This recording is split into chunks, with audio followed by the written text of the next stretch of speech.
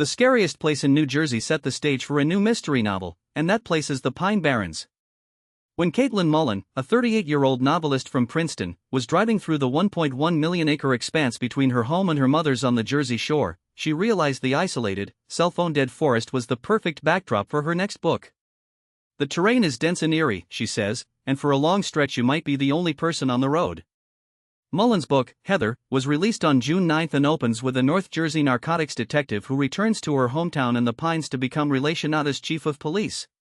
In a striking scene, she arrests her own mother, and from there the story unfolds through decades-old unearthed remains, family secrets, and the ways in which young women are preyed upon.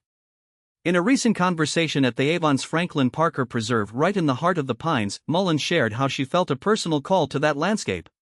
The scene was beautiful but strange, with a meandering, drizzly sky and a quiet that was broken only by her own footsteps and a plaintive birdsong.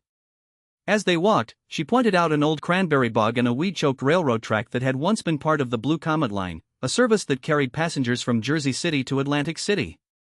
The flatness of the terrain can disorient you, there are no natural high points to give you a sense of direction. Mullen has always known the Pins.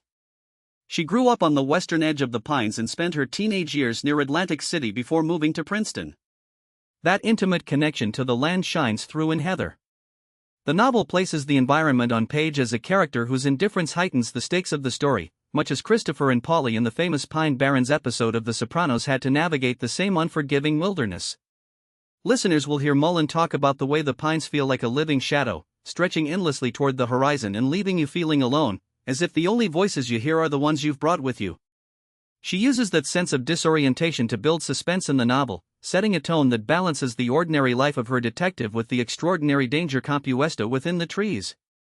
The story's first line goes, after this show-stopping opening scene, I unspool a narrative of corkscrew complexity involving decades-old unearthed remains, even older family secrets, and the way young women can become prey. By capturing the Pines' uncanny quiet, Mullen created a mood that makes the danger in her novel feel immediate and tangible. She is one part chronicler of place and one part storyteller of a thriller that keeps readers turning pages on dark, wind-chilled evenings. After the first page of Heather, you'll find yourself wondering why the Pines feel both inviting and alarming, and how a mystery at the center can reverberate through the ages of a family. E.K. So thank you for joining me today to explore the mystery born in New Jersey's pine-filled wilderness. I hope you'll pick up a copy of Heather or keep your headphones on for more stories that turn the environment into a second character. Until next time, keep listening for stories that make you feel both safe and scared. VA